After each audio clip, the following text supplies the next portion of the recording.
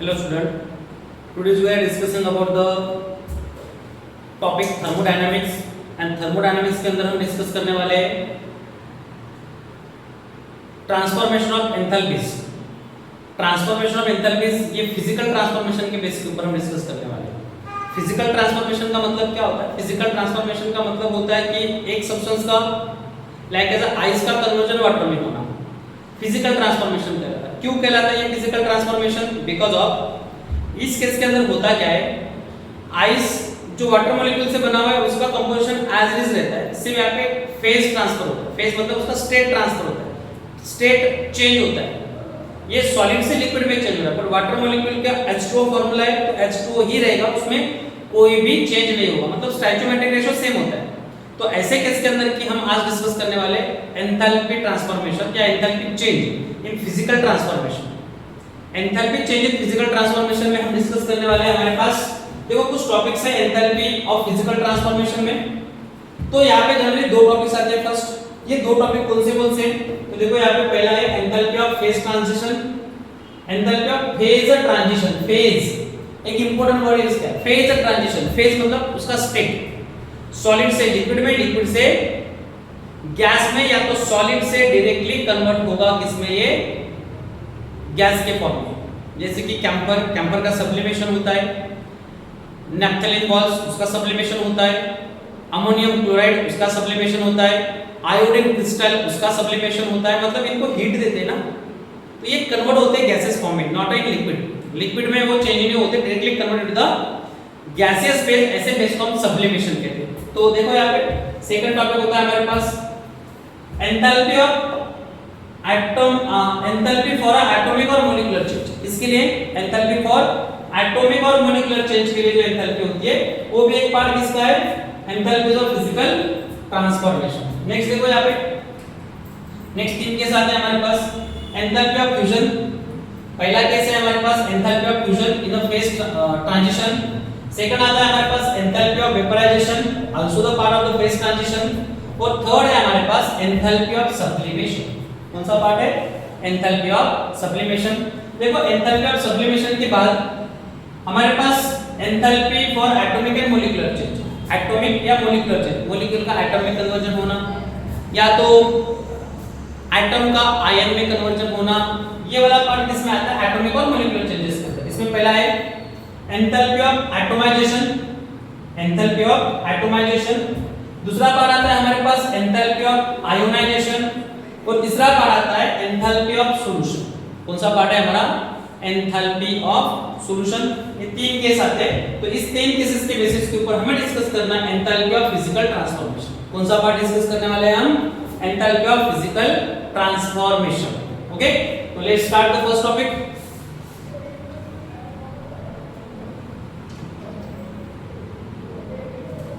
देखो हमारे पास पहला टॉपिक है enthalpy of phase transition. Phase transition के अंदर क्या है हमारे पास? पहला enthalpy of phase transition. Enthalpy of phase transition के केस के अंदर पहला पार्ट जो आता है हमारे पास एंथैल्पी ऑफ फ्यूजन। क्या पार्ट आता है हमारे पास? Enthalpy of fusion. तो ये एंथैल्पी ऑफ फ्यूजन है। ओके, यहाँ पे एंथैल्पी ऑफ फेज ट्रांजिशन आ चुका है। तो देखो इसे ये होता है क्या? Enthalpy change that occur when 1 mole of solid, इसके लिए 1 मोल ऑफ सॉलिड के लिए enthalpy change that occur when 1 mole of solid is converted into liquid without change in temperature at the constant pressure. यहाँ पे क्या हो रहा है? सॉलिड का कन्वर्जन लिक्विड में हो रहा है, इसे कहते हैं एंथैल्पी ऑफ फ्यूजन। ये पार्ट आता है हमारे पास एंथैल्पी ऑफ फ्यूजन के अंदर। यहाँ पे पार्ट है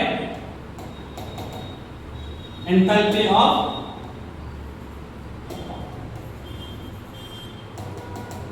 फ्यूजन, इसे लिखा जाता है डेल्टा फ्यूज H। क्या होता है ये? डेल्टा फ्यूज H, ये होता है एंथैल्पी ऑफ फ्यूजन। देखो यहाँ पे एंथैल्पी ऑफ फ्यूजन में क्या आएगा हमारे पास? कन्वर्जन है यहाँ पे, ये है आइस, आइस का कन्वर्जन हो रहा है वाटर के अंदर। मतलब आइस को वाटर में कन्वर्ट होने के लिए जो एनर्जी, अमाउंट ऑफ एनर्जी यहाँ पे चेंज होती है, एंथैल्पी चेंज दैट ऑकर, मतलब यहाँ पे एंथैल्पी चेंज होती है। कितने मोल के लिए? सिंगल मोल के लिए यहाँ पे कंसीडर किया। देखो 1 मोल ऑफ सॉलिड, कितने मोल के लिए 1 mole of solid is converted into liquid without change in temperature at a constant pressure. यहाँ पे without change in temperature, temperature change नहीं हो रहा है, उस केस के अंदर जो कन्वर्जन होता है यहाँ पे इसे कहते हैं एंथैल्पी ऑफ फ्यूजन। तो देखो सेकंड पार्ट हमें डिस्कस करना है यहाँ पे enthalpy of vaporization, delta vap H, इस तरह से इसको रिप्रेजेंट किया जाता है। या एंथैल्पी ऑफ वेपराइजेशन ऐसे भी रिप्रेजेंट कर सकते हो आप ऐसे रिप्रेजेंट कर सकते हो। कैसे रिप्रेजेंट कर सकते हो यहाँ पे, और डेल्टा एच ऐसे भी रिप्रेजेंट किया जा सकता है। तो ये होता है एंथैल्पी ऑफ वेपराइजेशन। तो देखो एंथैल्पी ऑफ वेपराइजेशन क्या होता है, वही कैसे enthalpy change that occur 1 mole of solid के जगह पे क्या आएगा liquid, 1 mole of liquid is converted into the gas, 1 mole of liquid converted into the gas without change in temperature at the constant pressure. मतलब या तो यहाँ पे ना तो टेम्परेचर चेंज हो रहा है ना तो प्रेशर चेंज हो रहा है, constant temperature and constant pressure पे ये प्रोसेस हो रही है, ये ट्रांसफॉर्मेशन हो रहा है। किस में हो रहा है, change of liquid into gas, इसको कहते हैं एंथैल्पी ऑफ वेपराइजेशन। याद रखना है, ये होती है हमारे पास एंथैल्पी ऑफ वेपराइजेशन। देखो एंथैल्पी ऑफ वेपराइजेशन के साथ पार्ट आता है हमारे पास, it is the enthalpy change accompanying the vaporization of 1 mole of liquid without changing its temperature at constant and pressure. आप ऐसे भी लिख सकते हो enthalpy that change occur when 1 mole of solid के जगह पे आपको लिखना है लिक्विड एंड लिक्विड के जगह पे लिखना है आपको gas without change in its temperature at a constant pressure. ये भी क्या होता है, सब आपको सिर्फ वर्डिंग चेंज करनी है। देखो एग्जांपल H2O लिक्विड वाटर है और इसका कन्वर्जन हो रहा है स्टीम के अंदर। पार्ट क्या है हमारे पास, द पार्ट इज यहाँ पे हमारे पास गिवन है, ये जो पार्ट है हमारे पास ये लिक्विड फॉर्म में मतलब वाटर है और यहाँ पे है वेपर स्टीम, हम स्टीम भी कह सकते हैं इसे। तो ये जो हो रहा है कन्वर्जन, 1 मोल सब्सटेंस के कन्वर्जन के लिए जो एंथैल्पी चेंज होती है उस एंथैल्पी को हम कहते हैं एंथैल्पी ऑफ वेपराइजेशन। देखो नेक्स्ट पार्ट है हमारे पास, नेक्स्ट पार्ट है एंथैल्पी ऑफ वेपराइजेशन के बाद में हमारे पास पार्ट आता है C, enthalpy of vaporization, enthalpy of fusion आता है यहाँ पे। ये पार्ट होगा हमारे पास एंथैल्पी ऑफ फ्यूजन। यहाँ पे कुछ मिस्टेक हो चुकी है, इसके लिए थोड़ा करेक्शन करता हूँ। एंथैल्पी ऑफ हमारे पास आता है सब्लिमेशन, क्या होता है यहाँ पे एंथैल्पी ऑफ सब्लिमेशन। देखो एंथैल्पी ऑफ सब्लिमेशन क्या होता है, it is the enthalpy change for conversion of, देखो कन्वर्जन किसका हो रहा है, conversion of 1 mole of solid into vapour. Solid का कन्वर्जन डायरेक्टली किस में हो रहा है, वेपर में हो रहा है at constant temperature and pressure is known as enthalpy of sublimation. क्या कहते हैं इसे, सब्लिमेशन। तो यहाँ पे देखो H2O सॉलिड फॉर्म में, मतलब यहाँ पे आइस का कन्वर्जन डायरेक्टली स्टीम में हो रहा है, इसमें स्टीम या तो हम कहेंगे इसे वेपर में इसका कन्वर्जन हो रहा है, तो इसको कहते हैं हम enthalpy of sublimation delta H. उसके साथ साथ हमारे पास अनदर आते हैं अमोनियम क्लोराइड, सॉलिड से कन्वर्ट होता है NH4Cl गैस में। ये भी एक एग्जांपल है। आयोडीन सॉलिड का कन्वर्जन आयोडीन गैस में होता है, ये भी एक कन्वर्जन है। Naphthalene ball and camphor, it is also example of the sublimation. तो ये कुछ एग्जांपल याद रखने हैं आपको कि सब्लिमेंट कौन से होते हैं, मतलब जिनका कन्वर्जन सॉलिड से डायरेक्टली किस में हो रहा है, गैस में हो रहा है, ऐसे केस को हम कहते हैं एंथैल्पी ऑफ सब्लिमेशन। देखो नेक्स्ट पार्ट है हमारे पास, यहाँ पे कुछ डायग्राम गिवन है। तो इस डायग्राम के अंदर क्या गिवन है, देखो सॉलिड का कन्वर्जन अगर लिक्विड में होता है तो उसे कहते हैं एंथैल्पी ऑफ फ्यूजन। किसे क्या कहते हैं, उसे एंथैल्पी ऑफ फ्यूजन। अगर कन्वर्जन हमारा किससे हो रहा है, यहाँ पे if it is converted into the, ये सॉलिड से होके किस में जा रहा है, लिक्विड में, तो इस कन्वर्जन को क्या कहते हैं, वी आर कॉल्ड फ्यूजन। अगर कन्वर्जन सॉलिड का कन्वर्जन किस में हो रहा है, यहाँ पे सॉलिड का कन्वर्जन गैस में हो रहा है, तो इसे कहते हैं सब्लिमेशन। एंड सिमिलर वे अगर यहाँ पे लिक्विड का कन्वर्जन, ये लिक्विड है ना, लिक्विड का कन्वर्जन किस में हो रहा है, लिक्विड का कन्वर्जन अगर गैस में हो रहा है तो इस पार्ट को कहते हैं वेपराइजेशन। क्या कहते हैं इसे? Vaporisation. It is a important case. Enthalpy of fusion, enthalpy of vaporisation and enthalpy of sublimation, ये तीन पार्ट है। इन तीन पार्ट को अच्छी तरह से करके रखना, याद करके रखना। देखो नेक्स्ट पार्ट हम डिस्कस करते हैं स्टूडेंट। यहाँ पे नेक्स्ट पार्ट होता है हमारे पास एंथैल्पी फॉर एटॉमिक और मॉलिक्यूलर चेंजेस। इसके लिए एंथैल्पी फॉर एटॉमिक और मॉलिक्यूलर चेंजेस। एटम एक अलग पार्ट है, मॉलिक्यूल एक अलग पार्ट है। मॉलिक्यूल मतलब group of atom. Atom is individual particles. Atom क्या होता है? Individual particle. जब दो या दो से ज्यादा इंडिविजुअल पार्टिकल कंबाइन होते हैं तो उसको क्या कहा जाता है? मॉलिक्यूल कहते हैं या तो कंपाउंड कहते हैं। देखो पार्ट है हमारे पास। पहला केस है एंथैल्पी ऑफ एटोमाइजेशन। एटोमाइजेशन का एंथैल्पी ऑफ एटोमाइजेशन, एक मॉलिक्यूल का डिसोसिएशन होना। डिसोसिएशन मतलब ब्रेकडाउन होना। किसमें ब्रेकडाउन होना?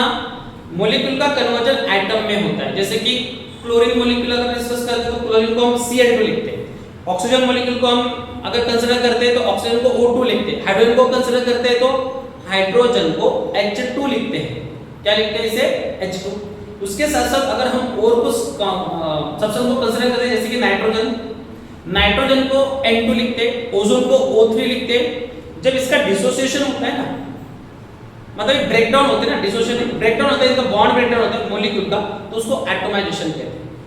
Cl2 होगा, दो Cl में अलग होगा, नाइट्रोजन होगा N2, N और N में सेपरेट होगा, तो इसे कहा जाता है एटोमाइजेशन। देखो तो एटोमाइजेशन का पार्ट डिस्कस करते हैं यहाँ पे।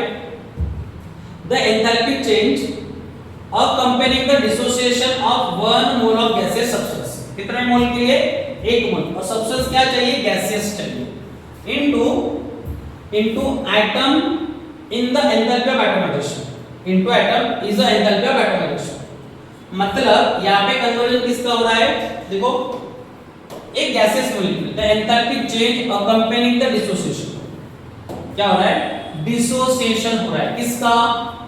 1 mole of gaseous substance. Gaseous substance, 1 mole gaseous substance का एटम में कन्वर्जन हो रहा है। किसमें?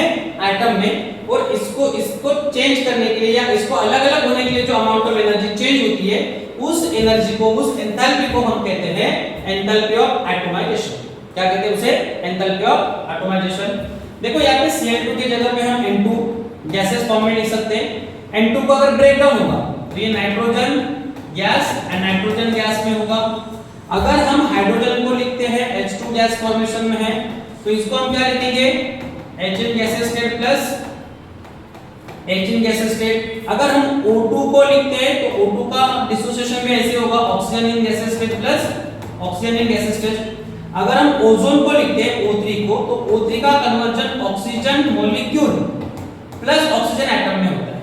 इसमें oxygen molecule and oxygen atom में होता है, तो इसे कहते हैं, देखो Cl2 का दो अलग-अलग पार्ट में हुआ है, दोनों नाइट्रोजन अलग-अलग हो गए, H2 दोनों हाइड्रोजन अलग-अलग हो गए, O2 दोनों ऑक्सीजन अलग हो गए, O3 के अंदर के ऑक्सीजन मॉलिक्यूल एंड ऑक्सीजन अलग हो चुका है।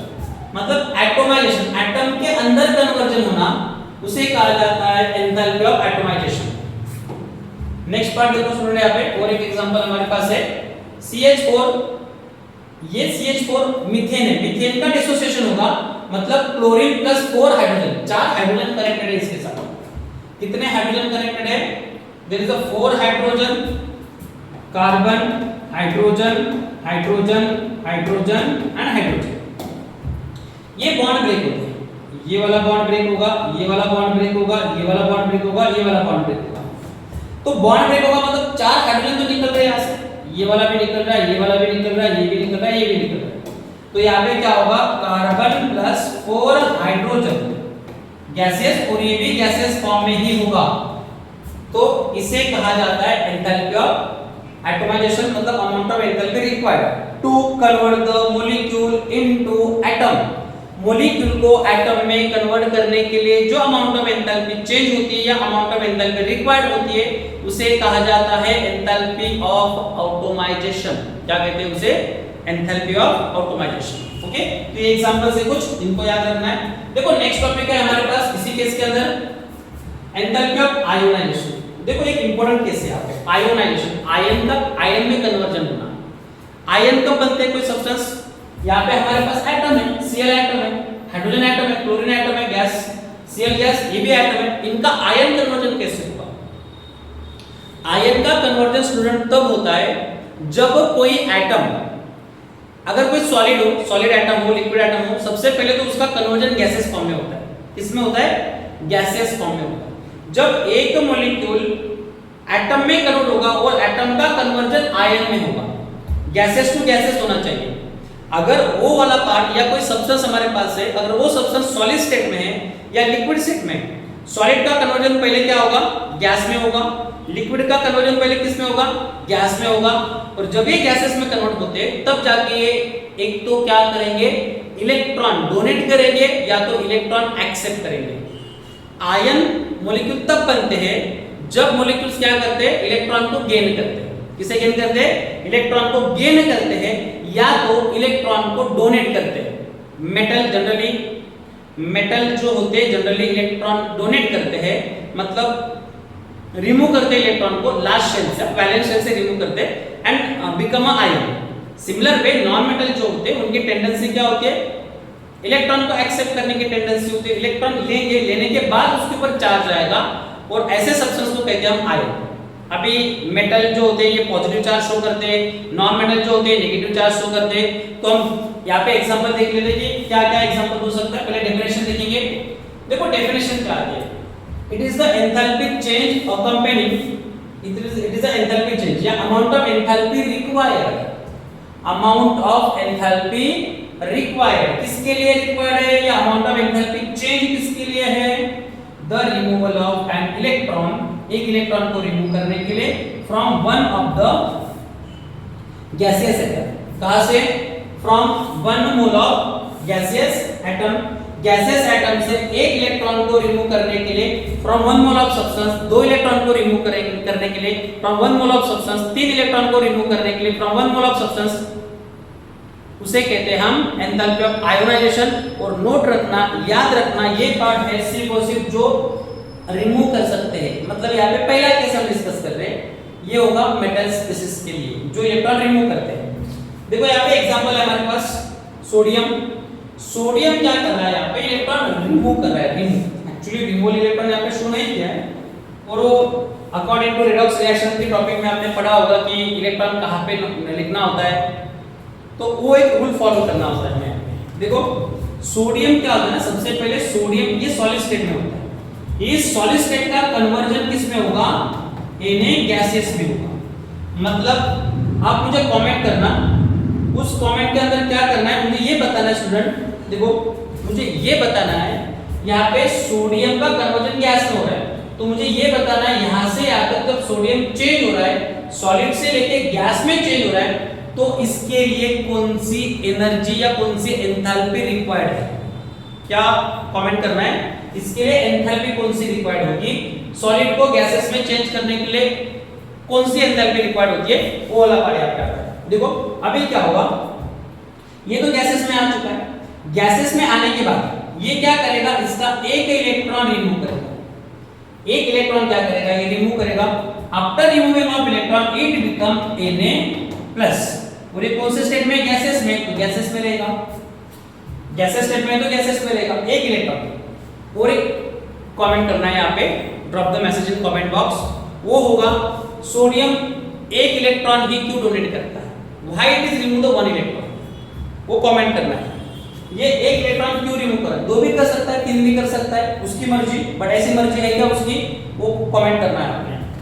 देखो इस इक्वेशन को हम ऐसे लिख सकते हैं, सोडियम गैस गैसेस फॉर्म के अंदर ये जो लिखा हुआ है ये ऐसे है, Na प्लस गैसेस स्टेट के अंदर है इलेक्ट्रॉन। देखो ये भी सही मेथड है यहाँ पे लिखने की, ये भी ऐसे लिख सकते हैं इसे, बस यहाँ पे थोड़ा चार्ज नीचे लिखा था इसलिए उसको शिफ्ट किया है। अभी क्या होगा, इस इक्वेशन को स्टैंडर्ड फॉर्म में कन्वर्ट करना है। हमारे पास ये वाला इक्वेशन है, क्या होगा? इलेक्ट्रॉन को अगर शिफ्ट करेंगे इस साइड तो क्या होगा? ये it become Na gaseous state become Na plus in gaseous plus 1 electron. क्या आएगा? 1 इलेक्ट्रॉन। देखो अब ये एटम था, गैसियस एटम था। एटम क्यों कहना है? Because it does not contain the any charge. इसके पास कोई भी चार्ज नहीं है, मतलब ये एटॉमिक स्टेट में है। एटॉमिक स्टेट में, और इसका स्टेट क्या है यहाँ पे गैसेस फेज है। कौन सा फेज है यहाँ पे गैसेस फेज। गैसेस फेज से इलेक्ट्रॉन रिमूव किया जा सकता है। तो ये इलेक्ट्रॉन रिमूव किया, बिकम पॉजिटिव। जो जब भी कोई एलिमेंट इलेक्ट्रॉन रिमूव करता है इट बिकम इलेक्ट्रोपॉजिटिव। तो इसलिए क्या हुआ, इलेक्ट्रोपॉजिटिव बन चुका है। ये पहला केस है। सेकंड केस देखो, एंथैल्पी ऑफ आयोनाइजेशन की कौन सी आती है, ये अच्छी तरह से करके रखना है और इसके लिए मुझे कमेंट मत करना है। ये क्यों एनर्जी कौन सी है और एक ही इलेक्ट्रॉन क्यों डोनेट करता है। देखो नेक्स्ट है सेकंड केस क्या है, the electron gain enthalpy on other hand gives the enthalpy change when 1 mole of gas phase atom of an element accept the electron to form a gaseous anion। क्या form हो रहा है यहाँ पे, amount of enthalpy required या amount of enthalpy change to accompany to gain an electron in a gaseous phase and become an anion। मतलब electron लेने के लिए जितनी अमाउंट ऑफ एनर्जी चेंज होती है उस अमाउंट ऑफ एनर्जी को हम कहते हैं, we are call them enthalpy of ionisation. क्या कहते हैं उसे, एंथैल्पी ऑफ आयोनाइजेशन। तो हमारी ये एंथैल्पी ऑफ आयोनाइजेशन होगी यहाँ पे। तो जनरली कॉन्सेप्ट आता क्या है, आयन बन चुका है। क्यों आयन बन रहा है, क्योंकि इलेक्ट्रॉन लेने के बाद भी आयन बन सकता है। यहाँ पे जो एलिमेंट था ये देने के बाद आयन बन रहा है। क्या हो रहा है, सोडियम इलेक्ट्रॉन देने के बाद आयन बन रहा है। मेटल है ये, मेटल देने के बाद आयन बनते हैं। और यहाँ पे जो केस है हमारे पास गेन करने के बाद, मतलब कुछ सब्सटेंस ऐसे होते हैं, जब नॉन मेटल ऐसे होते हैं जो इलेक्ट्रॉन लेंगे तो आयन फॉर्म में जाएंगे। कौन से फॉर्म में जाएंगे, वो आयन फॉर्म। तो देखो यहाँ पे एग्जांपल क्या होता है आपका, Cl का एग्जांपल यहाँ पे आएगा। देखो क्लोरीन गैस फेज में इलेक्ट्रॉन एक्सेप्ट कर रहा है and become a Cl minus in gas state. Cl एक इलेक्ट्रॉन एक ही मेंशन किया है और Cl माइनस बन रहा है। इसका भी मुझे कमेंट बॉक्स में मैसेज ड्रॉप करना है। क्या ड्रॉप करना है यहाँ पे, ये एक इलेक्ट्रॉन ही क्यों ले रहा है और ये एक इलेक्ट्रॉन ही क्यों डोनेट कर रहा है। ओके, तो नेक्स्ट टॉपिक है हमारा एंथैल्पी ऑफ सॉल्यूशन। देखो आपने सॉल्यूशन के बारे में तो पढ़ा है, शक्कर को पानी में मिलाना है, सॉल्ट को पानी में मिलाना है, डिसॉल्व करना है, स्टेरर करना है। जब डिसॉल्व होगा तो वहां पे एक सॉल्यूशन फॉर्म होगा। सॉलिड होगा शुगर या सॉलिड होगा सॉल्ट। सॉल्वेंट होता है वहां पे वाटर मॉलिक्यूल। सॉल्वेंट क्या होता है, वाटर मॉलिक्यूल। ये सॉल्यूशन फॉर्म करने के लिए जो अमाउंट ऑफ एंथैल्पी लगती है ना, उसे कहते हैं एंथैल्पी ऑफ सॉल्यूशन। देखो enthalpy of solution is the enthalpy change in a process when 1 mole of substance is dissolve in a specific amount of solvent. कहां पे, एक स्पेसिफिक अमाउंट ऑफ सॉल्वेंट को जब डिसॉल्व करना होता है और उसके लिए जो अमाउंट ऑफ एंथैल्पी चेंज होती है, उस अमाउंट ऑफ एंथैल्पी को चेंज होने के लिए या जो अमाउंट ऑफ एंथैल्पी चेंज होती है, ऐसे अमाउंट ऑफ एंथैल्पी को हम कहते हैं एंथैल्पी ऑफ सॉल्यूशन। क्या कहते हैं इसे, enthalpy of solution. Let's check the answer. Example NaCl solid aqueous में डिसॉल्व किया, मतलब वाटर मॉलिक्यूल के अंदर है and there is a formation of NaCl in aqueous. Salt का टेबल सॉल्ट आपके घर के अंदर यूज होता है, इसको पानी में डाल दिया, पानी का क्या बना यहाँ पे, सॉल्यूशन। नमक सॉल्यूशन बन गया है, पानी पूरी में यूज होता है नमक सॉल्यूशन। देखो नेक्स्ट पार्ट आता है हमारे पास, वेरी इंपॉर्टेंट पार्ट है thermochemistry. What is the thermochemistry, thermo मतलब हीट, केमिस्ट्री मतलब chemical reactions. Thermochemistry deal with, किसके साथ डील करती है, बस नाम में सब कुछ है। हीट मतलब एंथैल्पी का जो भी यहाँ पे रिलेशन आएगा ये केमिकल रिएक्शन के साथ होगा। किसके साथ होगा, केमिकल रिएक्शन के साथ। मतलब केस आते हैं हमारे पास thermochemistry, it is deal with the change in enthalpy in a chemical reaction. Chemical reaction के अंदर एंथैल्पी कितनी चेंज होती है, या change in enthalpy in change in enthalpy या चेंज इन हीट या change in energy in chemical reactions, उसे कहते हैं thermochemistry. Check, thermochemistry deal with the enthalpy change in chemical reaction. किसके साथ डील कर रही है ये, thermochemistry deal with enthalpy change in chemical reaction is known as thermochemistry. उसे क्या कहते हैं हम, थर्मोकेमिस्ट्री। देखो थर्मोकेमिस्ट्री के अंदर कुछ एंथैल्पी चेंज के पार्ट्स, ये टोटल 9 टाइप्स के। 9 टाइप में से हमारे पास 3 इंपॉर्टेंट केसेस हैं जिसके ऊपर 3 अलग-अलग न्यूमेरिकल पार्ट आता है। तीनों का भी न्यूमेरिकल पार्ट अलग-अलग है, सेम पार्ट किसी का नहीं है। तो लेट्स चेक। पहला है enthalpy of chemical reactions, chemical reaction की एंथैल्पी क्या होती है, इस केस के अंदर सिर्फ डेफिनेशन तक ही हमारे पास सीमित है। ये वाला पार्ट देखो एक्सोथर्मिक रिएक्शन किसे कहेंगे, एंडोथर्मिक किसे कहेंगे। उसके बाद में हमारे पास पार्ट आता है स्टैंडर्ड एंथैल्पी ऑफ रिएक्शन। किसका, स्टैंडर्ड एंथैल्पी ऑफ रिएक्शन, किसी का ही पार्ट यहाँ पे है बट स्टैंडर्ड स्टेट के अंदर है। जैसे कि सोडियम होगा तो सॉलिड स्टेट में होगा, ऑक्सीजन होगा तो गैसियस स्टेट में होगा, क्लोरीन होगा तो गैसियस स्टेट में होगा, और भी कुछ सब्सटेंस होगी जैसे हाइड्रोजन होगा गैसियस स्टेट में होगा, या तो फिर NaCl होगा सॉलिड स्टेट में होगा। तो इसके स्टैंडर्ड स्टेट होते हैं, उस स्टेट के लिए एंथैल्पी क्या होती है, तो उसे कहते हैं enthalpy, standard enthalpy of reactions. Next होता है हमारे पास थर्मोकेमिकल इक्वेशन। थर्मोकेमिकल इक्वेशन कैसे लिखा जाता है, after that standard enthalpy of formation, enthalpy of formation दिया है, कोई मॉलिक्यूल फॉर्म हो रहा है, हाइड्रोजन एंड नाइट्रोजन मिक्स हो रहा है, अमोनिया फॉर्म होगा, हाइड्रोजन एंड ऑक्सीजन मिक्स हो रहा है, वाटर मॉलिक्यूल फॉर्म होगा, हाइड्रोजन एंड क्लोरीन फॉर्म हो रहा है, हाइड्रोजन क्लोराइड फॉर्म हो रहा है। एंथैल्पी ऑफ फॉर्मेशन मतलब एक मॉलिक्यूल को फॉर्म होने के लिए जो अमाउंट ऑफ एंथैल्पी चेंज होगी या अमाउंट ऑफ एंथैल्पी रिक्वायर्ड होगी स्टैंडर्ड स्टेट के लिए, उसे कहते हैं enthalpy, standard enthalpy of formation. Next देखो standard enthalpy of reaction from standard enthalpy of formation. हमें एंथैल्पी निकालनी है, किसकी निकालनी है, एनर्जी, रिएक्शन की एनर्जी निकालनी है, रिएक्शन की एंथैल्पी निकालनी है, बट कहां से निकालनी है, स्टैंडर्ड एंथैल्पीज ऑफ फॉर्मेशन। आगे देखो standard enthalpy of combustion, standard enthalpy of combustion, combustion की standard enthalpy.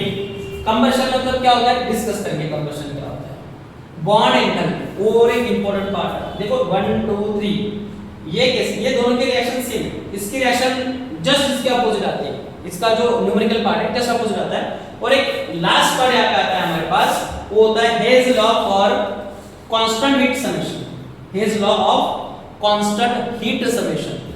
Constant heat summation का मतलब, समेशन का मतलब होता है सम, एडिशन करना।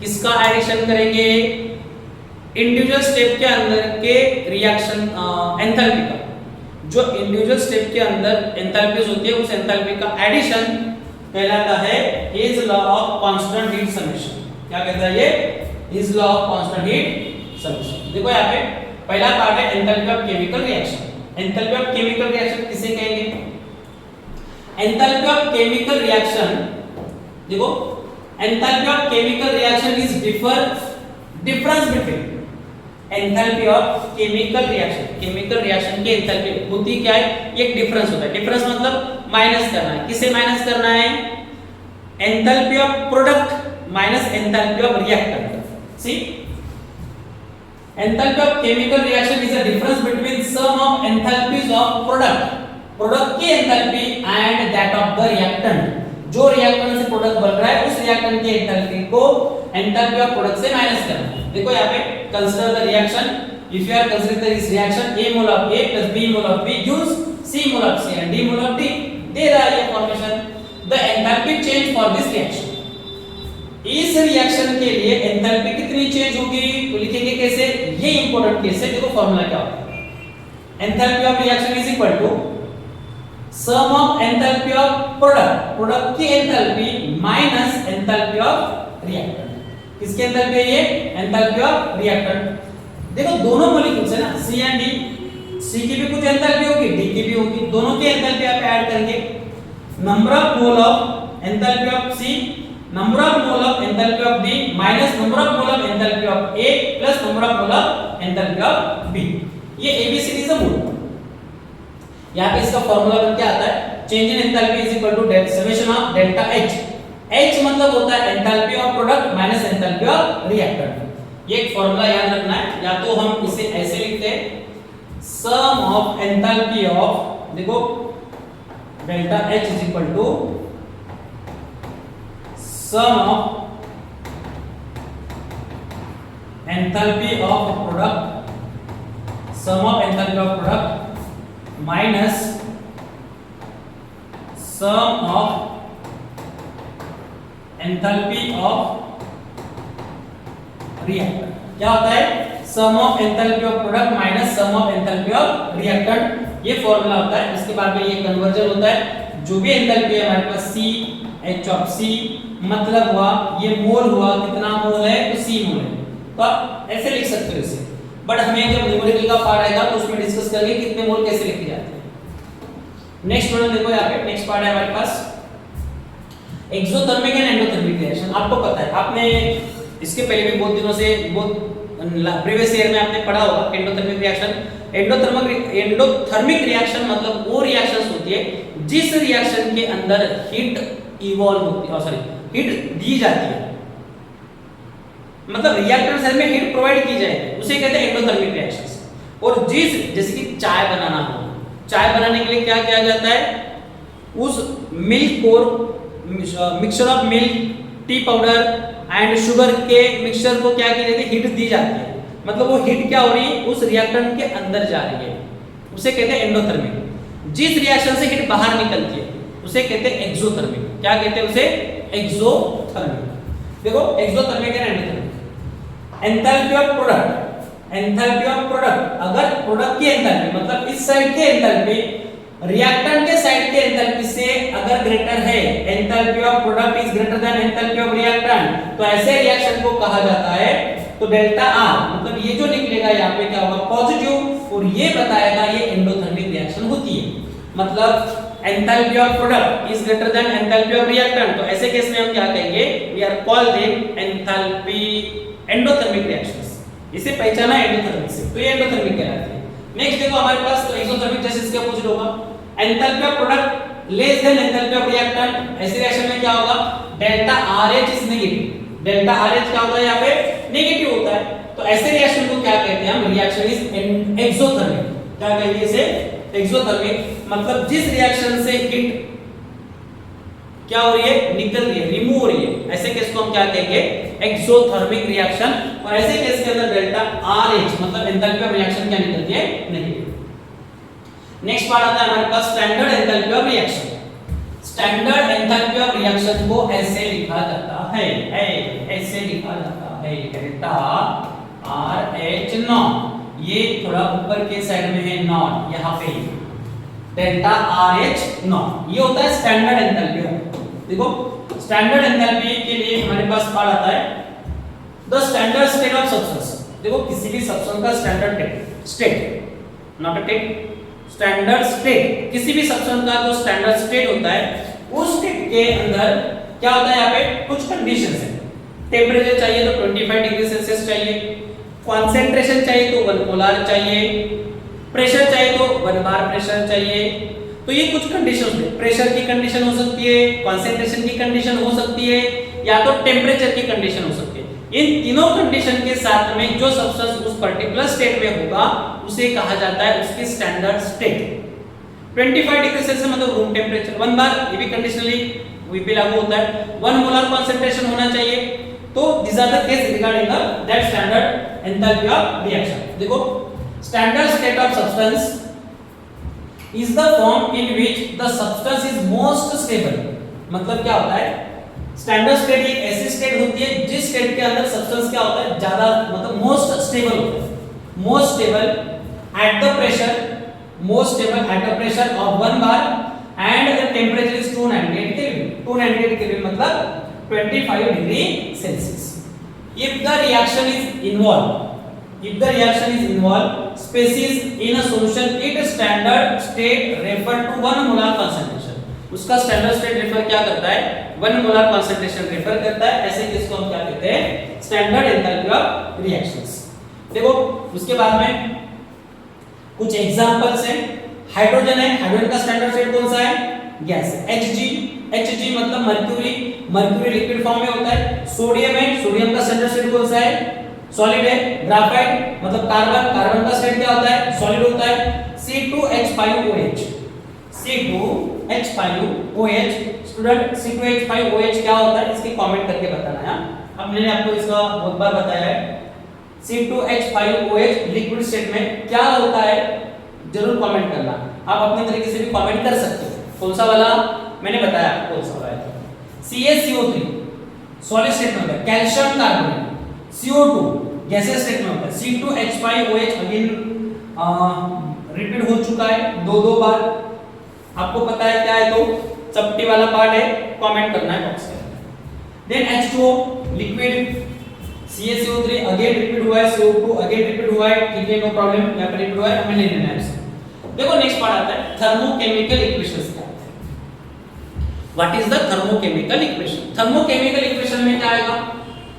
It is the balance chemical equation, जैसे कि स्टोइकोमेट्रिक इक्वेशंस होते हैं, तो थर्मोकेमिकल इक्वेशन क्या होता है? बैलेंस केमिकल इक्वेशन होता है which in which the enthalpy change physical state and under the number of physical state and the number of mole of reactant and product, मतलब उसमें क्या कंसीडर किया जाता है? उसकी फिजिकल स्टेट कंसीडर की जाती है, सॉलिड से लिक्विड में हो रहा है, लिक्विड से गैस में हो रहा है, या सॉलिड से गैस में कन्वर्ट हो रहा है, नंबर ऑफ मोल, कितने मोल चेंज हो रही है, इसको कंसीडर किया जाता है। ऐसे केस को कहते हैं थर्मोकेमिकल इक्वेशन। देखो for writing the thermochemical equation, thermochemical equation को राइट करने के लिए रूल कौन से? तो फर्स्ट रूल है हमारे पास consider the balance equation for reactor and product. सबसे पहले बैलेंस इक्वेशन लिखना है। सेकंड आता है the physical state of the reactant and product are specified by letter, मतलब वो जो कंपाउंड होता है ना, कंपाउंड के नीचे लिखा जाता है L है, G है, S है, तो होता है पर्टिकुलर लेटर से उसको लिखा जाता है। डेल्टा RH नाम मतलब standard enthalpy of reaction for the reverse reaction equal to magnitude of opposite in the sign to that of the forward reaction and exothermic reaction on a reversible become endothermic and vice versa. तो ऐसे case में क्या होता है? Third rule important है। अगर आपकी reaction से यहाँ पे उन्होंने कहा कि स्टैंडर्ड एंथैल्पी अगर किसी रिएक्शन की क्या होगी, अगर ये रिवर्स करते हैं, क्या करते हैं उसे रिवर्स, मतलब हमारे पास एक रिएक्शन है A गिव्स P, ये P दे रहा है और इसकी स्टैंडर्ड एंथैल्पी ऑफ रिएक्शन है हमारे पास माइनस यहाँ पे कंसीडर करेंगे मान के चलिए 70 एंथैल्पी है, तो मतलब जूल पर मोल पर केल्विन के अंदर ये केस आएगा तो 70। बट ये जब रिवर्स होगी रिएक्शन, रिवर्स होगी, मान के चलते ये रिएक्शन हमारे पास एक्सोथर्मिक है। क्या रिएक्शन है? एक्सोथर्मिक। इसको अगर रिवर्स में लिखते हैं P गिव्स A, तो इसकी एंथैल्पी क्या होगी? Delta RH become plus 70। तो क्या होगा? ये रिवर्स किया ना हमने इक्वेशन को रिवर्स किया है, मतलब यहाँ पे क्या होगा? साइन भी रिवर्स होगा प्लस 70 और रिएक्शन होगी हमारी एंडोथर्मिक। तो रिएक्शन क्या होगी हमारी? एंडोथर्मिक होगी। तो ये पार्ट यहाँ पे इंपॉर्टेंट है। तो देखो नेक्स्ट टॉपिक डिस्कस करते हैं यहाँ पे standard enthalpy of formation. Standard enthalpy of formation किसे कहना है? स्टैंडर्ड एंथैल्पी ऑफ फॉर्मेशन होती क्या है? The enthalpy change when one mole of pure compound, क्या दिया है यहाँ पे? The enthalpy change when one mole of pure compound in its standard state is form from its constituent element in their standard states. मतलब एक compound form हो रहा है, वाटर मॉलिक्यूल फॉर्म हो रहा है, किससे फॉर्म होता है? हाइड्रोजन उसके स्टैंडर्ड स्टेट में होता है, मतलब गैसेस में होता है, विद ऑक्सीजन वो भी गैसेस स्टेट में होता है, स्टैंडर्ड स्टेट है। ये दो एलिमेंट कॉन्स्टिट्यूएंट एलिमेंट जब मिलते हैं तो एक कंपाउंड फॉर्म होता है, तो उसे कहते हैं हम फॉर्मेशन। तो इसके लिए क्या होगी? जितने एंथैल्पी चेंज होगी एक मोल सब्सटेंस को फॉर्म होने के लिए जितनी एंथैल्पी चेंज होती है उस एंथैल्पी को कहा जाता है एंथैल्पी ऑफ फॉर्मेशन। एग्जांपल देखो यहाँ पे H2 plus half of O2 form कितना हो रहा है? 1 मोल H2O फॉर्म हो रहा है। कितने मोल के लिए चाहिए हमें? 1 मोल के लिए स्टैंडर्ड स्टेट में इसका मोल है 1, इसका मोल है 1, तो हमें ऑक्सीजन कितने चाहिए? हाफ मोल चाहिए, तब जाके यहाँ पे 1 मोल H2O फॉर्म होगा। तो इसके अंदर जो भी एंथैल्पी चेंज होती है इसे कहते हैं एंथैल्पी ऑफ फॉर्मेशन, और इसको डेल्टा HF नॉट ऐसे भी लिख सकते हैं या डेल्टा FH नॉट ऐसे भी लिखते हैं। तो ये केस है हमारे पास। देखो after that graphite, carbon graphite state में होता है, सॉलिड स्टेट में होता है, ये इसका स्टैंडर्ड स्टेट है, हाइड्रोजन गैसेस में होता है, और 1 मोल क्या हो रहा है यहाँ पे? मीथेन फॉर्म हो रहा है। 1 मोल मीथेन फॉर्म हो रहा है। 1 मोल मीथेन फॉर्मेशन के लिए जो अमाउंट ऑफ हीट चेंज होती है या रिक्वायर्ड होती है उसे कहते हैं एंथैल्पी ऑफ फॉर्मेशन। तो नेक्स्ट टॉपिक की तरफ जाते हैं, standard enthalpy of reaction from the standard enthalpy of formation. हमें फॉर्मेशन से रिएक्शन की एंथैल्पी निकालनी है, एंथैल्पी ऑफ फॉर्मेशन से रिएक्शन की एंथैल्पी निकालनी है। उसको कैसे निकालते हैं? फॉर्मूला क्या है? एंथैल्पी ऑफ रिएक्शन का ही फार्मूला आपका होने वाला है। देखो the standard enthalpies of formation of a compound, the standard enthalpy of formation of compound are used to determine standard enthalpies of reaction. इसके लिए standard enthalpies of reaction, enthalpy standard होगी। देखो standard enthalpy of formation of an element is 0। क्या consider करना है? Standard enthalpies of formation of an element, जो element यहाँ पे standard enthalpies of formation of element की स्टैंडर्ड एंथैल्पीज फॉर्मेशन कितनी होगी? 0 कंसीडर करना है। देखो delta F of H2, delta F of Cl2 and delta H of F Cl, C carbon होगी, कार्बन होगा, क्लोरीन होगा या हाइड्रोजन होगा, तो इसकी एंथैल्पी क्या होगी आपकी? 0 होगी। ये नोट डाउन करके रखना है। कभी कभी न्यूमेरिकल पार्ट में कुछ एंथैल्पी गिवन नहीं होती तो आपको वो एंथैल्पी क्या कंसीडर करना होता है? Consider the 0। क्या कंसीडर करना है आपको? 0। देखो standard enthalpy of formation of a compound, अगर एक कंपाउंड है उस कंपाउंड की एंथैल्पी क्या है? कंपाउंड कैसा है? स्टैंडर्ड है। और इस स्टैंडर्ड एंथैल्पी को हम कैसे लिखेंगे? स्टैंडर्ड एंथैल्पी को क्या लिखेंगे? उस कंपाउंड के equal to standard enthalpies to its standard enthalpy, मतलब enthalpy of formation of a compound is equal to enthalpy of a compound. देखो कंसीडर द रिएक्शन, एक कोई रिएक्शन कंसीडर करते हैं हम, A mole of A gives plus react with B mole of B gives C mole of C and D mole of D। तो यहाँ पे enthalpy क्या होगी? Enthalpy of formation sum of enthalpy of product minus sum of enthalpy of reactant. Product की enthalpy reactant के enthalpy से minus करनी है तो आपके एंथैल्पी ऑफ रिएक्शन या एंथैल्पी ऑफ फॉर्मेशन निकल सकता है उस पार्ट में। देखो enthalpy of formation is equal to enthalpy of product minus enthalpy of reactant is a formula. तो उसका यूज करके हम सॉल्व कर सकते हैं। क्वेश्चन ले लेते हैं इसके ऊपर, calculate the standard enthalpy of reaction. Reaction की स्टैंडर्ड एंथैल्पी निकालनी है और हमारे पास एक क्वेश्चन गिवन है। क्या क्वेश्चन है? C2H6 इथेन है, रिएक्ट हो रहा है ऑक्सीजन के साथ, CO2 फॉर्म हो रहा है एंड H2O फॉर्म हो रहा है। जब भी किसी हाइड्रोकार्बन का कंबशन होता है always formation of the CO2 and H2O। देखो यहाँ पे कुछ गिवन पार्ट है, given part is there enthalpy of standard enthalpy of CO2 ये वाला पार्ट गिवन है, H2O ये वाला पार्ट इसकी भी गिवन है, और क्या गिवन है? C2H6 A भी गिवन है। ऑक्सीजन गिवन है क्या? ऑक्सीजन गिवन है क्या? नहीं गिवन है। तो ऑक्सीजन की स्टैंडर्ड एंथैल्पी ऑफ फॉर्मेशन कितनी होगी? Please drop the message in comment box. Comment box के अंदर ये मैसेज ड्रॉप करो और मुझे बताओ एंथैल्पी ऑफ ऑक्सीजन कितनी होगी इन गैसेस स्टेट के अंदर। अभी इसके पहले ही उसको डिस्कस किया। देखो पार्ट आता है हमारे पास, हाँ इसको सॉल्व कैसे करना है। तो देखो इसको सॉल्व करते हैं। फॉर्मूला है हमारे पास enthalpy of formation, standard enthalpy of reaction निकालनी है। Enthalpy of reaction from enthalpy of formation ना, तो यहाँ पे क्या होता है? सम ऑफ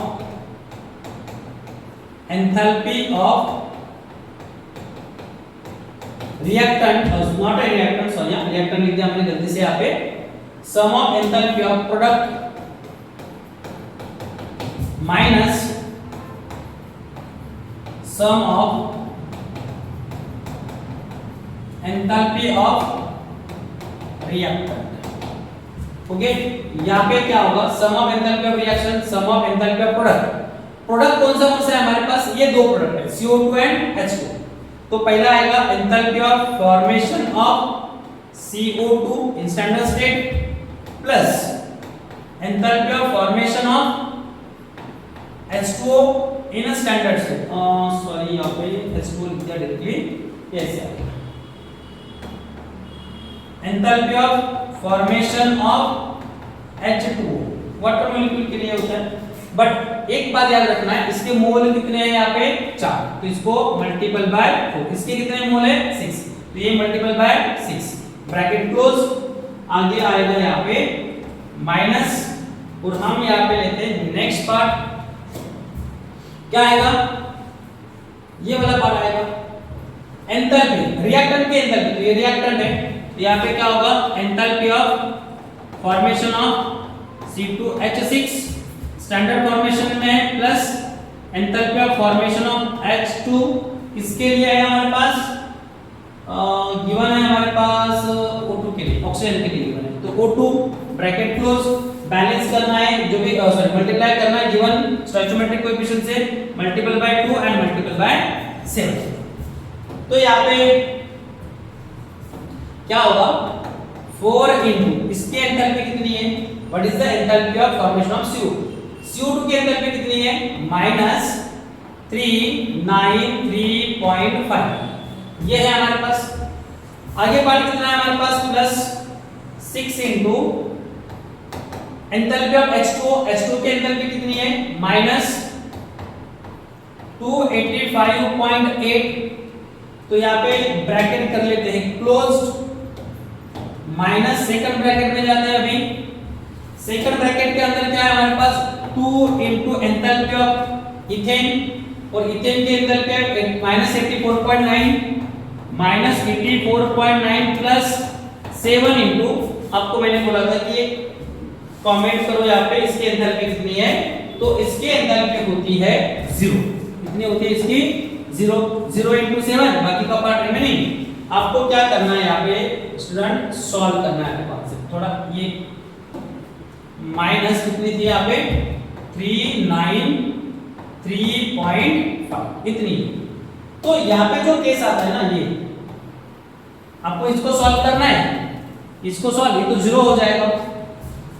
देखो मल्टीप्लिकेशन 4 इनटू 393.5 प्लस 6 इनटू 285.8, इन दोनों का मल्टीप्लिकेशन, ये माइनस प्लस बिकम माइनस, ये आएगा माइनस, इसका कुछ आंसर होगा, इसका कुछ आंसर होगा, ये माइनस माइनस बिकम प्लस, ये 2 इनटू होगा समथिंग। बस इनको सॉल्व करना है और आपका आंसर कमेंट बॉक्स के अंदर ड्रॉप करना है कि इसका आंसर क्या होगा। आप आंसर निकालो, आपको आंसर आ जाएगा, आंसर ड्रॉप करो कमेंट बॉक्स के अंदर, सही है या नहीं है, मैं उसके अंदर आपको आंसर दूंगा।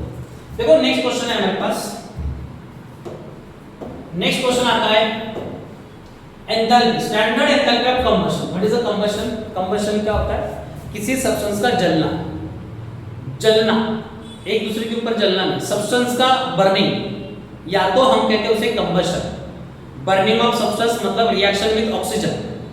जब किसी सब्सटेंस की ऑक्सीजन के साथ रिएक्शंस होती है, पर्टिकुलरली ऑर्गेनिक कंपाउंड अगर होता है, तो always form the CO2 and H2। क्या फॉर्म करेगा ये? CO2 फॉर्म करेगा और H2O फॉर्म करेगा।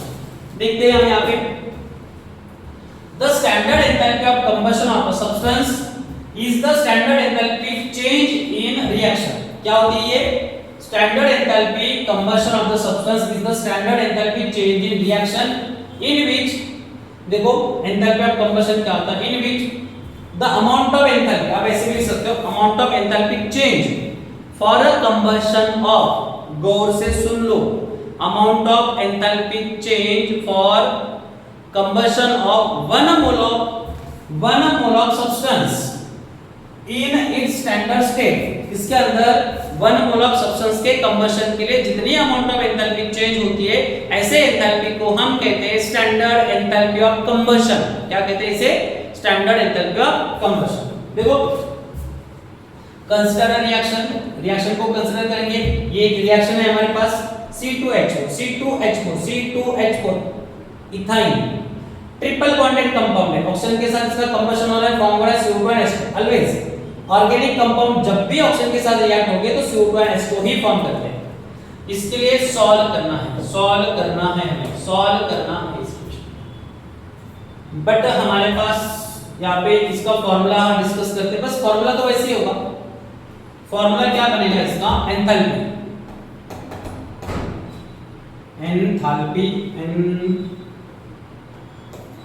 हुआ था ये, enthalpy of reaction. Enthalpy of reaction क्या होता है? Enthalpy of reaction equal to enthalpy of product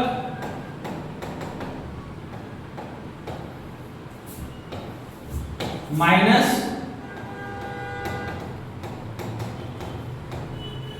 enthalpy of reactant. Enthalpy of reaction is equal to enthalpy of product minus enthalpy of reactant। वही formula यहाँ पे लागू होता है जो अभी डिस्कस किया था। तो देखो नेक्स्ट पार्ट आता है हमारे पास, estimate the standard enthalpy of combustion. Combustion निकालना है किसका, CH4 का कंबशन हो रहा है। If enthalpy of formation CH4 की गिवन है, एंथैल्पी ऑफ फॉर्मेशन CO2 की गिवन है, एंथैल्पी ऑफ H2 यहां पे enthalpy of standard enthalpy of formation of H2 का गिवन है। ऑक्सीजन की एंथैल्पी गिवन नहीं है, ऑक्सीजन की एंथैल्पी क्या होगी, 0 होगी। क्या होगी यहाँ पे, 0। तो बस वही फार्मूला होगा, फार्मूला लिखता हूं, बाकी का आपको सॉल्व करना है। तो एंथैल्पी ऑफ रिएक्शन निकालनी है हमें। यहाँ पे क्या आएगा, एंथैल्पी ऑफ प्रोडक्ट। प्रोडक्ट क्या है हमारे पास, हाँ और एक पार्ट यहाँ पे मजेदार है, रिएक्शन ही गिवन नहीं है क्या, रिएक्शन यहाँ पे नहीं है, तो आपको रिएक्शन लिखनी पड़ेगी। कंबशन ऑफ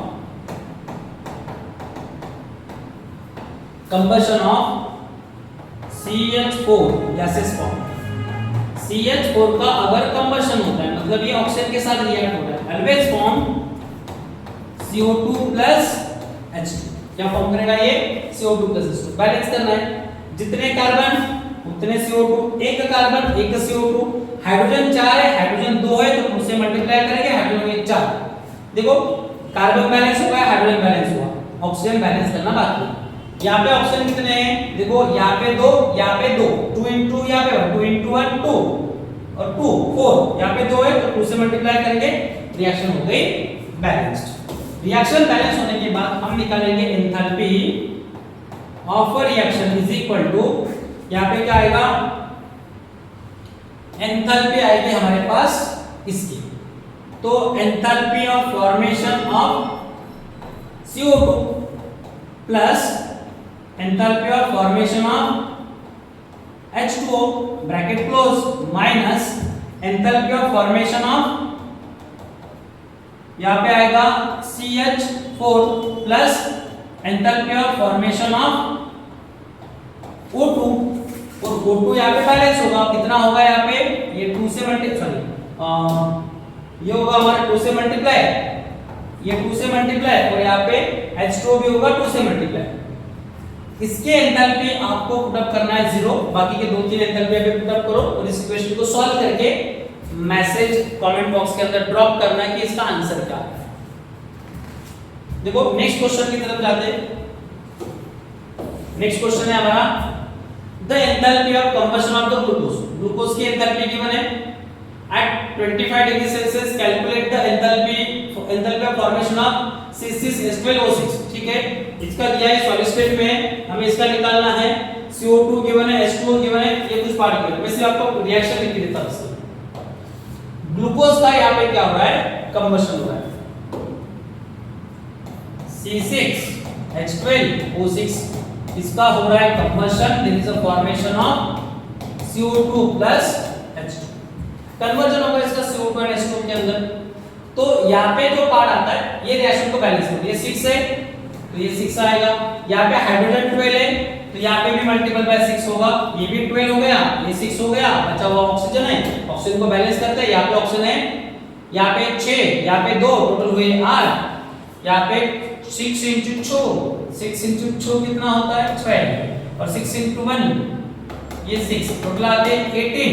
हमें यहाँ पे 18 चाहिए, 8 तो है, यहाँ पे 5 लिख देते, ना ना ना 5 नहीं लिखेंगे, 6 लिखना पड़ेगा, 6 ये हो गया 12, अब ये खत्म, ये 12 प्लस 6 तो आ गया 18, यहाँ पे भी 18, रिएक्शन हुई बैलेंस्ड, टोटल रिएक्शन हुई बैलेंस।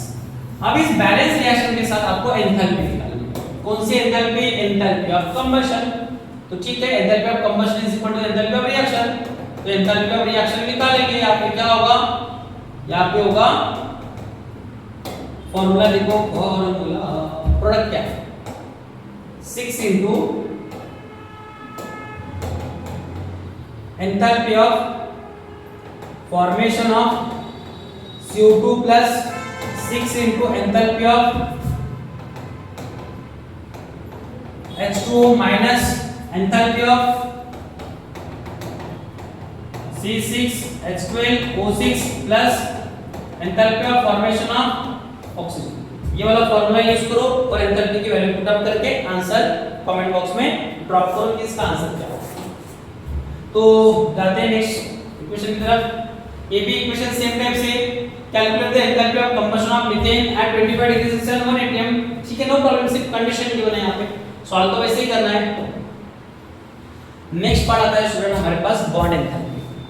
अब तक जो एंथैल्पी हमने डिस्कस किए उसके जस्ट अपोजिट ये पार्ट होता है, और यहाँ पे आपको बॉन्ड काउंट करने होते हैं। क्या काउंट करने होते हैं? यहाँ पे बॉन्ड काउंट करने होते हैं। जब आप बॉन्ड काउंट करते हो तो उसके साथ उसको बैलेंस करना होता है कि कितने बॉन्ड्स होंगे, कितने बॉन्ड टूटेंगे, कितने बॉन्ड फॉर्म होंगे।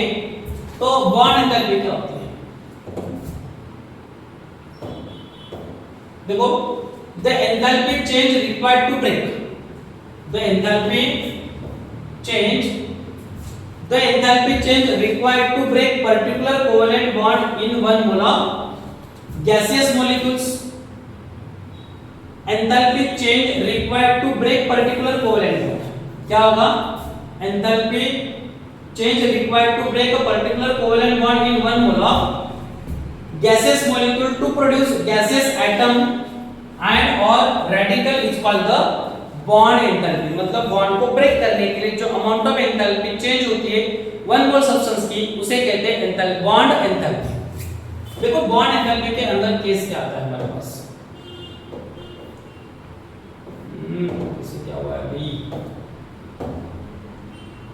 देखो एंथैल्पी चेंज फॉर रिएक्शंस, क्या लिखेंगे हम? Enthalpy change for reaction. हां, यहां पे फार्मूला चेंज होता है। पहले केस के अंदर हमें प्रोडक्ट की एंथैल्पी से रिएक्टेंट की एंथैल्पी माइनस करते थे, और यहाँ पे बात क्या है हमारे पास? Enthalpy of reactant minus enthalpy of product. Reactant की एंथैल्पी से प्रोडक्ट की एंथैल्पी क्या होगी? माइनस होगी। देखो, कंसीडर द रिएक्शन। एक रिएक्शन है हमारे पास H2 I2 gives twice H2, तो यहाँ पे एंथैल्पी कैसे निकलेंगे? एंथैल्पी ऑफ रिएक्शन, यहाँ पे भी एंथैल्पी ऑफ रिएक्शन ही निकलेगी। यहाँ पे क्या होगा? Enthalpy of reaction, standard enthalpy of reaction. तो यहाँ पे जो स्टैंडर्ड एंथैल्पी ऑफ रिएक्शंस होती है ये क्या होती है? ये आती है enthalpy of product reactant, enthalpy of reactant minus enthalpy of product. तो यहाँ पे फॉर्मूला क्या होगा? एंथैल्पी ऑफ रिएक्टेंट में क्या आएगा? Enthalpy of H2 plus enthalpy of I2 minus 2 into enthalpy of H। तो इस तरह से इसका फॉर्मूला होगा। बस इसके एंथैल्पी की वैल्यू यहाँ पे पुट अप करनी है, इसकी वैल्यू यहाँ पे पुट अप करनी है। ऐसे नहीं है, ऐसे नहीं है, यहाँ पे बॉन्ड के पार्ट को देखना पड़ेगा। ये फॉर्मूला ऐसे यूज मत करो। यहाँ पे आता है एंथैल्पी ऑफ, देखो रिएक्शन का पार्ट कैसे है? Enthalpy of hydrogen hydrogen bond, किसकी एंथैल्पी?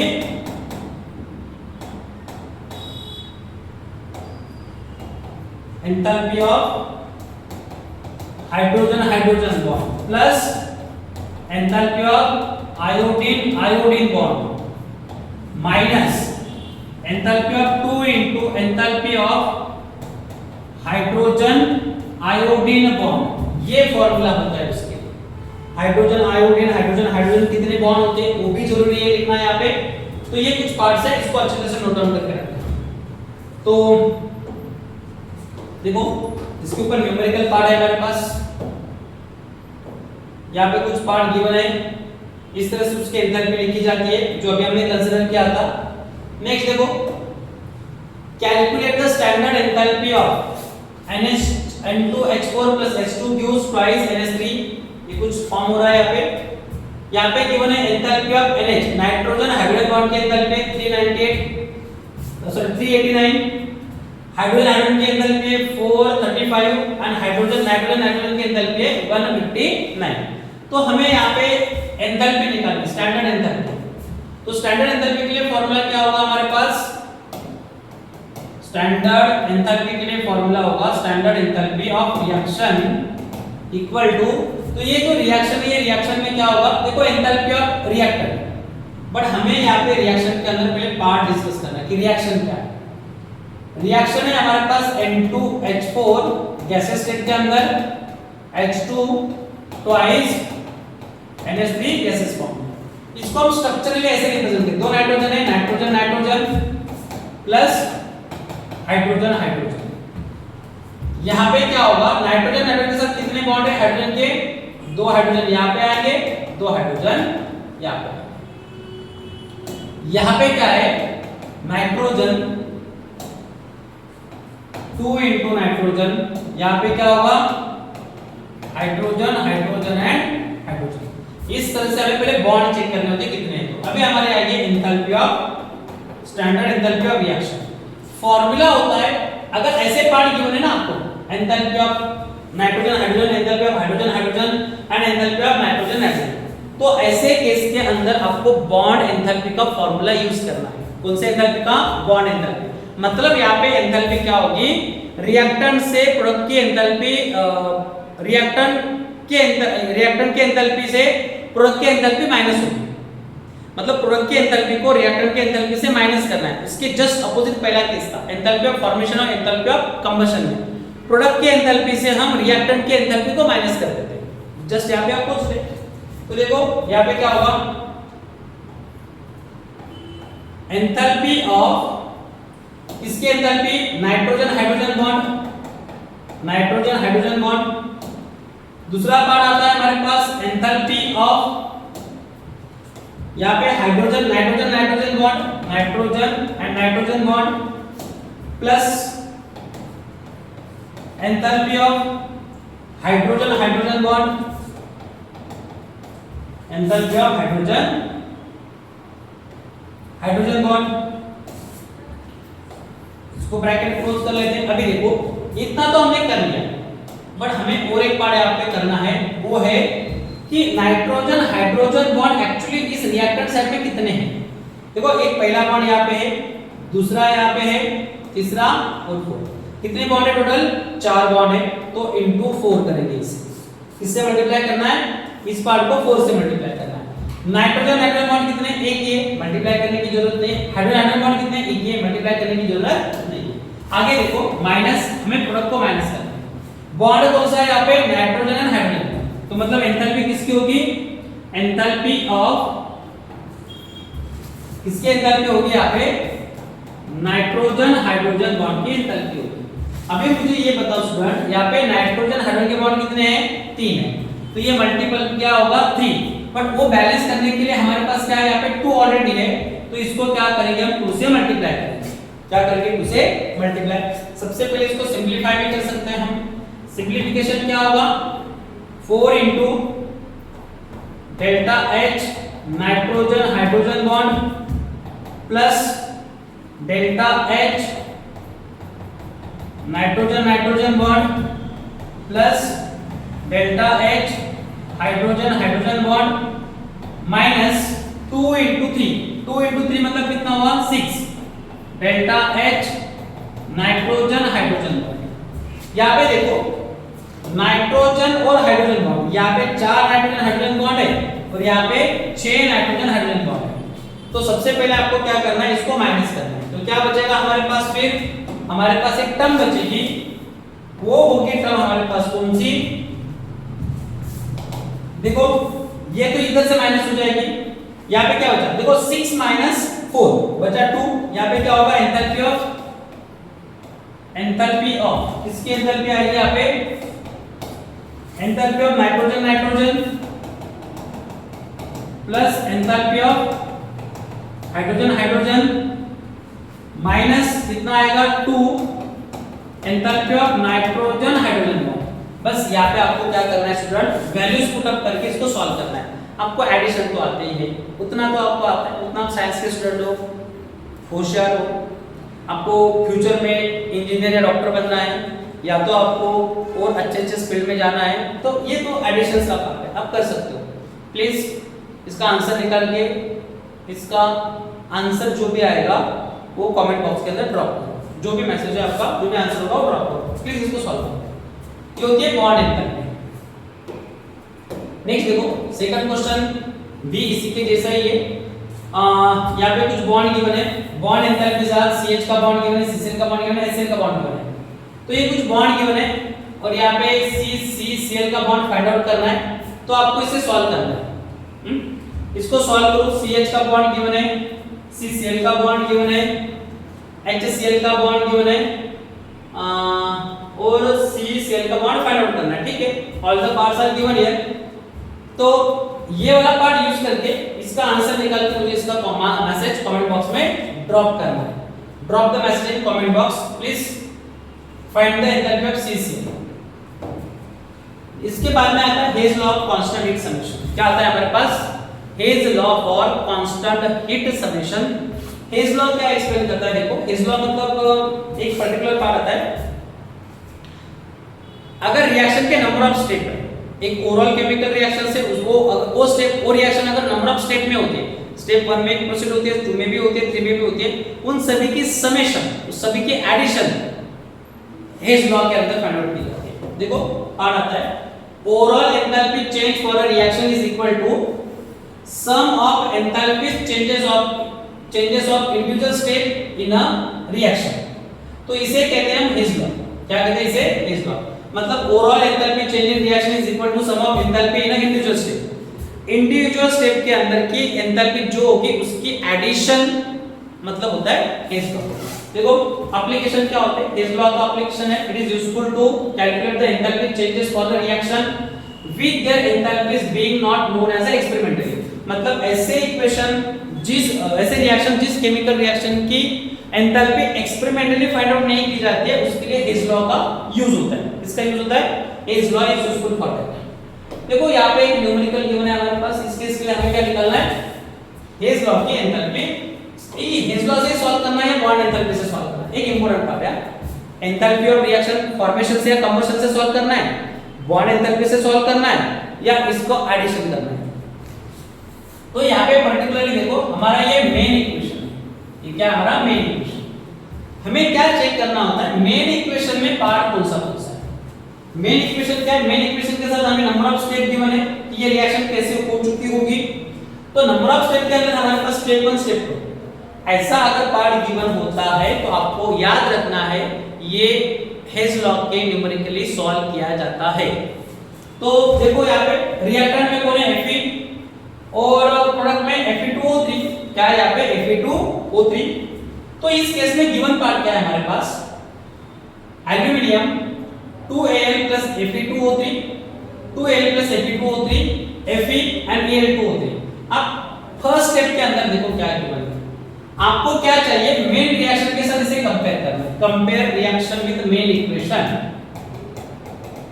कंपेयर रिएक्शन मतलब गिवन रिएक्शन को लिख लेते हैं पहले। Given reaction twice Fe solid form में है, 3/2 O2 गैसेस फॉर्म में क्या फॉर्म कर रहा है यहाँ पे? Fe2O3 solid form. Compare the reaction, compare reaction, ये स्टेप कंपेयर करना है। देखो यहाँ पे आयरन कौन से सेट में है? ना सॉरी, कौन से टर्म में है? ये रिएक्टेंट है और ये प्रोडक्ट है। यहाँ पे देखो आयरन कौन से फॉर्म में गिवन है? आयरन का पे आयरन गिवन है product side and Fe2 given है रिएक्टेंट साइड। तो हम क्या करेंगे यहाँ पे? Reverse equation first. Equation first को रिवर्स करना है। तो रिवर्स करने के बाद उसकी एंथैल्पी भी क्या होगी? इसका मैग्नीट्यूड भी चेंज होगा। तो यहाँ पे क्या आता है? 2Al का पार्ट उधर जाएगा, 2 आएगा, 2Fe सॉलिड प्लस Al2O3 हो गया ना? Al2O3 use twice Al plus Fe2O3 और इसका एंथैल्पी ऑफ रिएक्शन होगा यहाँ पे हमारे पास क्या है? नेगेटिव। यहाँ पे क्या आएगा? पॉजिटिव 847.6। स्टेप 2 क्या है? स्टेप 2 में O2 कहाँ पे?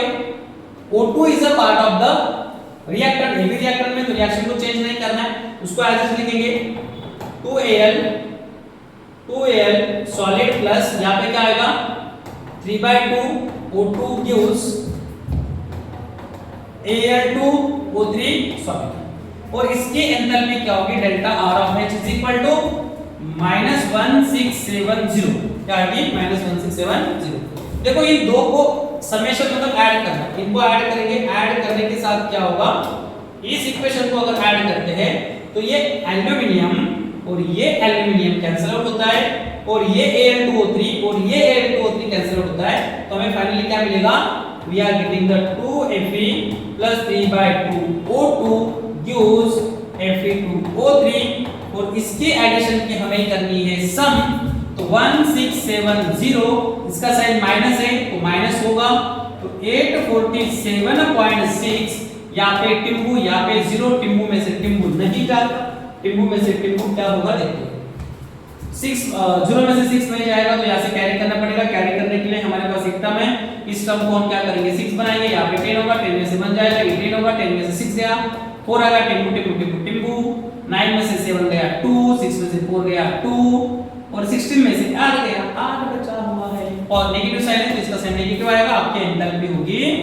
Enthalpy of reaction will become -822.4 kilojule.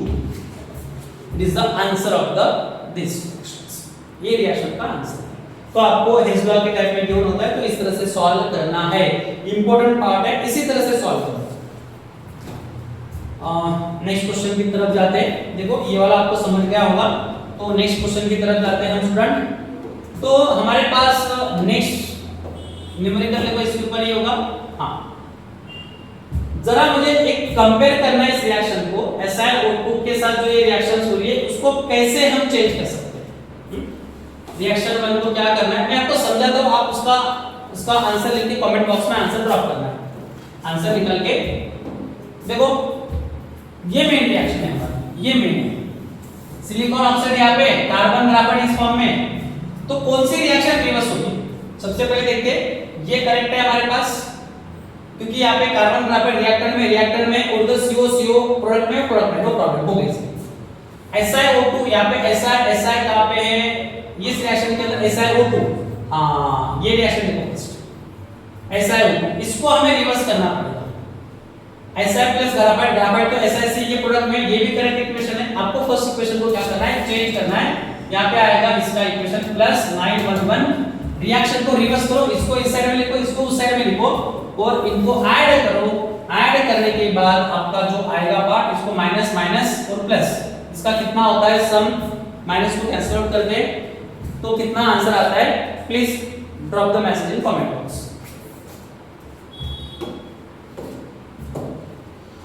Next part होता है हमारे पास एक इंपॉर्टेंट पार्ट है, स्पॉन्टेनियस रिएक्शंस क्या होता है, what is the spontaneous reaction.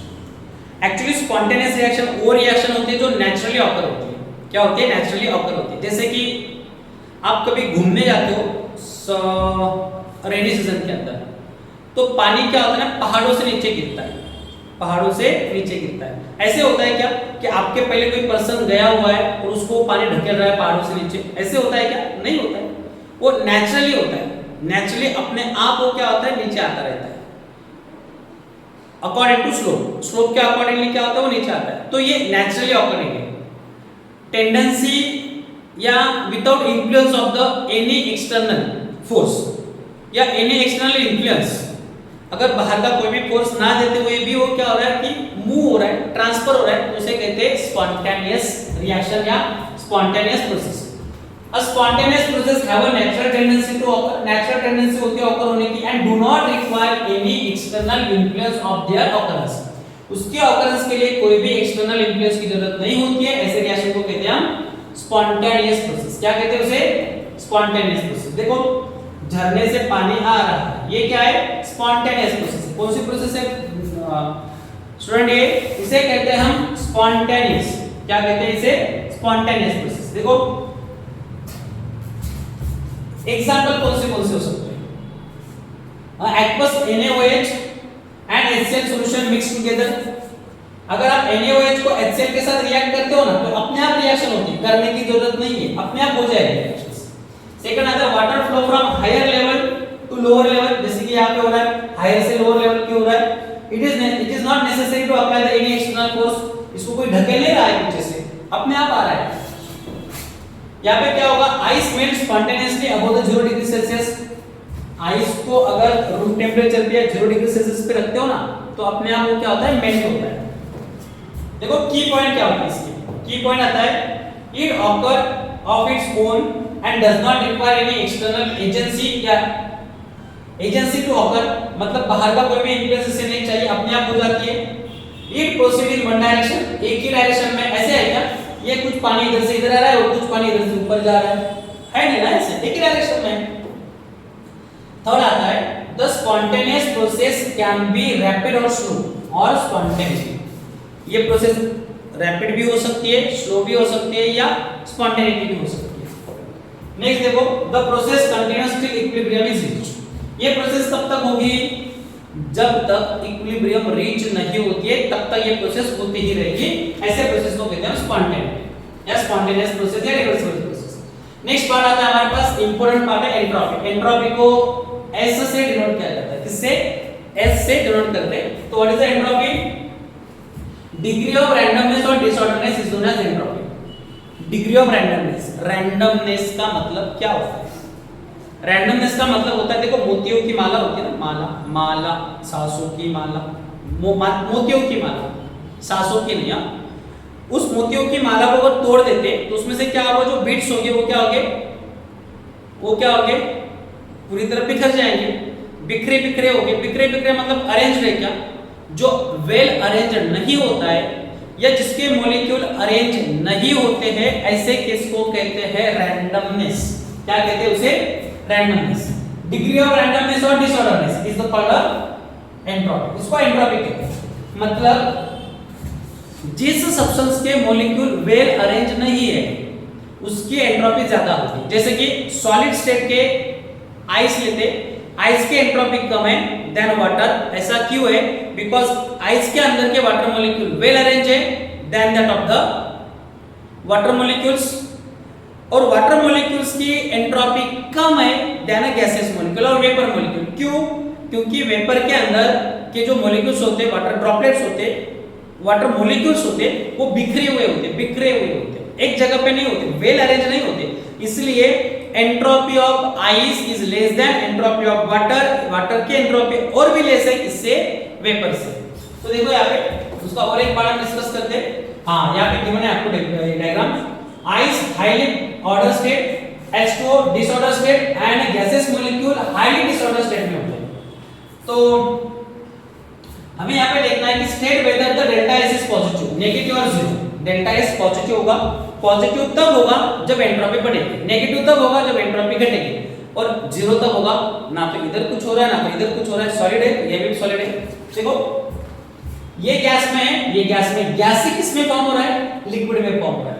Gases molecule से लिक्विड में, गैसेस मॉलिक्यूल से लिक्विड में, गैसेस में एंट्रोपी ज्यादा होती है देन लिक्विड, तो इसलिए ये क्या होगा, नेगेटिव होगा। सॉलिड से किसमें कन्वर्ट हो रहा है, सॉलिड, सॉलिड से सॉलिड, बट इस सॉलिड के साथ, सॉलिड के फॉर्मेशन के साथ, और यहाँ पे गैसेस भी, और गैसेस के अंदर के मॉलिक्यूल क्या होते हैं, बिखरे हुए होते हैं। कैसे होते हैं, बिखरे बिखरे।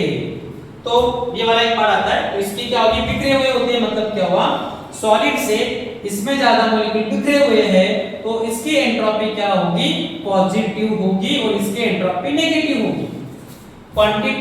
Quantitative definition for entropy, entropy की क्वांटिटेटिव डेफिनेशन है। कौन सी डेफिनेशन है वो, an entropy change of a system, an entropy change of system is equal to amount of heat transfer, amount of heat transfer to it is in reversible manner divided by temperature, nothing but the, it is the ratio of amount of heat transfer per unit temperature। क्या definition हुई इसकी, quantitative definition. देखो quantitative definition कैसे लिखेंगे, ratio of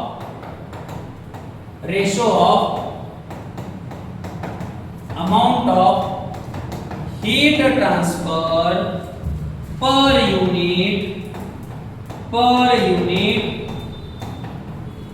temperature, क्या हुआ, पर unit temperature.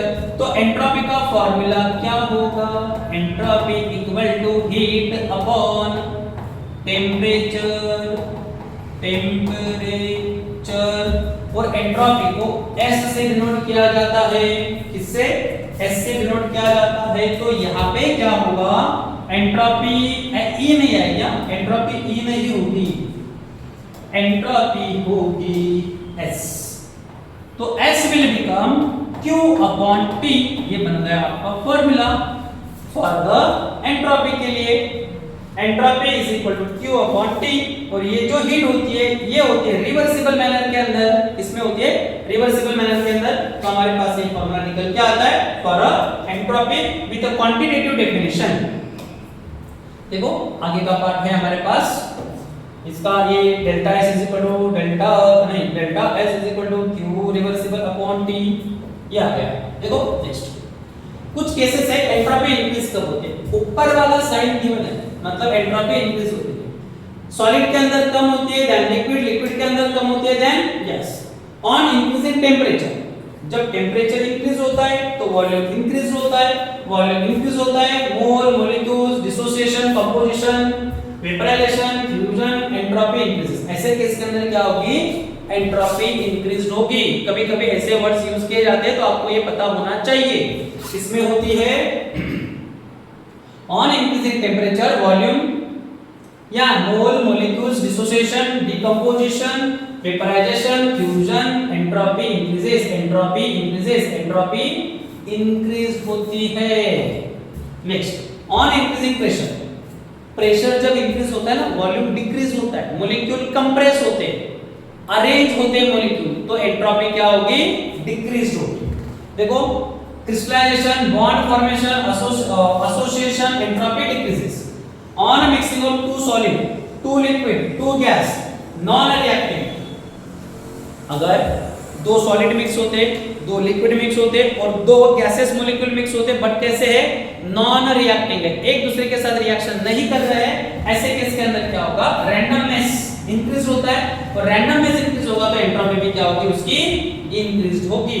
Second यहाँ पे एक बार आता है मोबिलिटी और randomness is inversely proportional to molecular weight. Molecular weight बढ़ेगा तो रैंडमनेस डिक्रीज होगा, इनवर्सली प्रोपोर्शनल है।